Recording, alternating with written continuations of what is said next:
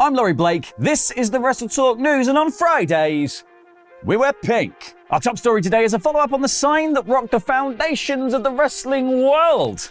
Mario greater than Sonic. Oh no, wait, that can't be the right one. What is the one that we... Oh, yeah. Book the women's division better. That's the one we're talking about. The Mario is better than Sonic. Yes, while this is far from an outlandish thing to see a fan hold above their heads on a sign, the focus that AEW's production gave to it, whether intentional or not, seemed extremely pertinent. They'll show this prominently on TV, but they'll shy away from the stuff about which Final Fantasy game is the best one, won't they? The cowards. See, once again, we had another short, unfortunately meaningless token women's match on Dynamite in the second hour this week. One that's reason for happening was basically Taya Valkyrie saying, "Hey, Britt Baker, you won on Dynamite, and I won on Collision. Let's fight." It's excellent creative. Now, sadly, the match itself also wasn't exactly a showstopper, with Taya and Baker seemingly struggling to gel. And unfortunately, it represents something much bigger, of course. The lack of care and attention put into AEW's women's division is now evident every single week, because every week you don't really see any story development, no lengthier matches, and heck, you're not even seeing your AEW women's champion. Where in the world is Toni Storm? What's happened to the whole Outcast versus original storyline? Well, that lack of regard seems to have irked one prominent member of the locker room and one directly involved in said storyline, as Saraya curiously left a like on a rather scathing tweet criticising the disregard of AEW's booking and use of women in prominent spots. The tweet read, "Kind of feels like the Outcast story was a big waste of time. Obviously, there's no controlling the hater injury, but we didn't get blood and guts out of it. The whole surrounding division paused, and it feels like very little was accomplished broadly in the first half of the year." And that's all very good points, because that feud would have been perfect for blood and guts. Interestingly, whether intended or not, an important player in WWE may have taken the opportunity to have a slight pop at the competition as well. Because speaking on the NXT Great American Bash media call, Shawn Michaels was asked about the potential introduction of a mid-card championship for the women's division, in which he replied, saying, "Whether you have 1, 2, or 10 championships, you are going to see our women littered throughout our show because it's such a deep division." Littered throughout the show, huh? Not just one per show. Take notes, TK. Well, Tony hopefully will have his hands full actually booking the women's division very soon. He better get to announcing some matches for All In too, because he knows it's about a month away, right? It comes before All Out. You put your all in, and then you put your All Out. It's the hokey cokey, it's what it's all about. While TK has already booked his first All Out match, with Darby Allin looking set to take on TNT champion Luchasaurus, or Christian, I guess, we may now have our first actual marquee bout for All In at Wembley. And even better, it involves a hometown boy, Will Ospreay. Because you see where I'm going, it's of course not Ospreay versus Omega-3. No, of course it's not. Who would want that? Instead, it seems, according to Fightful Select, that Will be getting Ospreay versus Christopher Jericho. This seems to tie into the whole Don Callis / Chris Jericho angle that's been playing out on TV lately, with Callis obviously aligning himself with Ospreay recently at Forbidden Door. So perhaps this allegiance will collapse and lead to Jericho versus Ospreay, or something else will go down. Either way, I, like many others, am sad. It seemed Omega Ospreay 3 was a nailed-on main event for All In for months, and as much as Jericho and Ospreay will surely put on a great clash of generations, the news is it's a damp squib. A dark day in the history of Britain. We have many dark days in Britain.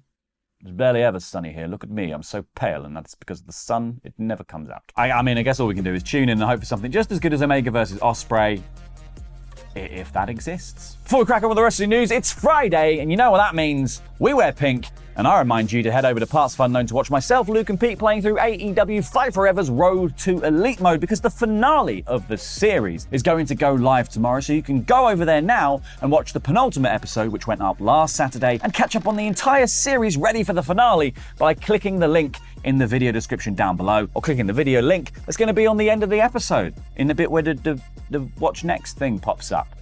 That bit. Now, ever since Vince McMahon returned to loom over WWE Creative, there seems to have been certain talent that have just sort of disappeared, or had plans seemingly cut from underneath them. JD McDonough's Judgment Day arrival seems dead. Cameron Grimes has wrestled one TV match in 2 months, and perhaps most notably, an entire faction, The Way, have had their reunion sadly cut short before it even began. While plans seem to be suggesting The Way, that being Johnny Gargano, Candice LeRae, Indy Hartwell, and Dexter Lumis, were set for something on the main roster, there's now just been radio silence for a while. Following Indy Hartwell's drafting to Raw, we got a single backstage segment on May 8th that seemed to also tease the return of Tommaso Ciampa to get involved with the fun as well, and then just nothing happened until Hartwell and LeRae appeared for like 2 minutes in that tag team gauntlet match on July 3rd's Raw.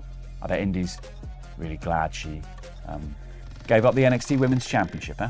She's stoked on that. Now, while Gargano's injury status may have initially affected plans, Mr. Wrestling has reportedly been healthy for a while now. So what gives? Well, a new report from Fightful Select may give us some indication, as they report that one member of the crew, Dexter Loomis, is absent, not for any health-related reasons, but instead due to waiting on creative from the company. Now, while this just relates to Loomis specifically, we can likely factor the rest of the way into this as well, especially given that Ciampa is already back on TV, mixing out with Big Bronson Reed and Shinsuke Nakamura. So clearly, if you're not Austin Theory, there is no way Vince is going to book you, right? Because Theory was in the way.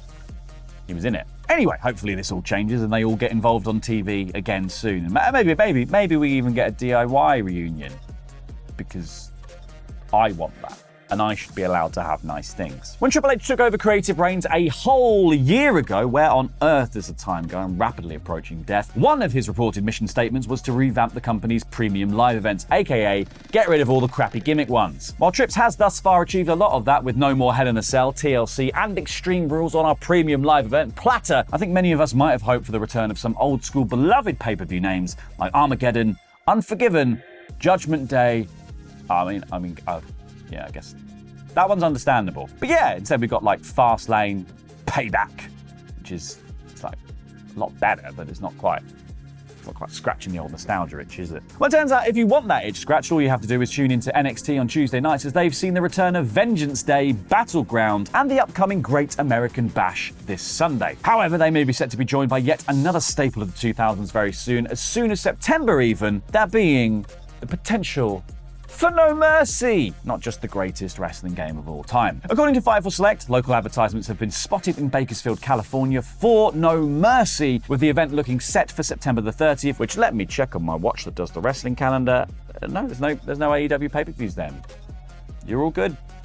You're all good, Sean. While I'd love to see events such as these appear on the main roster, it's great to see another old favourite get a return on NXT. What other retired WWE pay-per-views would you like to see? Let us know in the comments down below. And you can't suggest Great Balls of Fire, because that is not valid. It's not valid, and I won't accept them. So stop filling the comments with them. Stop it. Speaking of NXT, that brand sure has been seeing a lot of crossovers lately, hasn't it? Loads of main roster faces have basically been turning up on Tuesdays, adding even more confusion as to who's meant to be where, who's doing what. Judgment Day's on Raw, Judgment Day's on NXT, Judgment Day's on SmackDown. Who actually knows what the rosters are anymore? While the brand split has been shown about the same amount of respect as Dirty Dom shows his deadbeat dad, there may in fact be change afoot for one Raw star very soon. That star being Odyssey Jones, who you'd be forgiven for not knowing that he'd even left NXT, because his Odyssey to Raw has been a lot like Odysseus's, and that it's gone on for ages. And he's not been seen a single time on Raw since being drafted in May. I mean, it seems as if WWE may have drafted Jones without really much thought, as according to BWE, he is set to re-debut on SmackDown soon. Now, Jones did in fact work a dark match on the July 14th SmackDown, losing to Cameron Grimes, so this may actually be likely to happen. Just get the poor guy on TV, will you? I know Dom's a draw, but does he need to be on every single show? Yes, he does. He does, actually. He's my favourite thing in wrestling. I love his little mullety face. Sticking with stars who haven't been on TV very much recently, the Street Profits have surprisingly featured very little after being drafted to SmackDown in May. While that meeting with Bobby Lashley in his swanky old limo may be set to change that, perhaps a change in character could also be on the way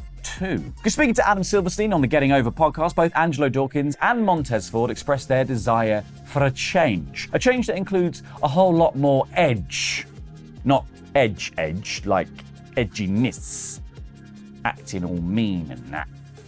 Ooh, edgy. Ford said that there is huge room for a demeanour change, citing the duo's major losses such as the last year's SummerSlam to the Usos, leading to a feeling of frustration, upset, and a need for change. Dawkins then continued, echoing Ford's feelings of frustration with their defeats, saying, "It's just like, all right now, look, I'm sick and I'm tired of waiting. I'm sick and tired of having to go through all these hoops to get to where the goal is, to be the champions." While fans perhaps expected a bit of a split for the profits for a while, the pair didn't seem too keen on that idea, so a heel turn would likely be the best scenario for all and provide them a nice, well-needed refresh. Perhaps this new Lashley Hurt Business 2.0 may be the answer. However, thus far, he's only been chatting to babyfaces like the Profits and Carmelo Hayes and Trick Williams, so who knows? Just don't forget about your boys, Shelton Benjamin and Cedric Alexander now, Lashley, because that ain't cool. Speaking of being cool, a certain Attitude Era star was spotted backstage in AEW this weekend, and some would say this individual is almost too cool.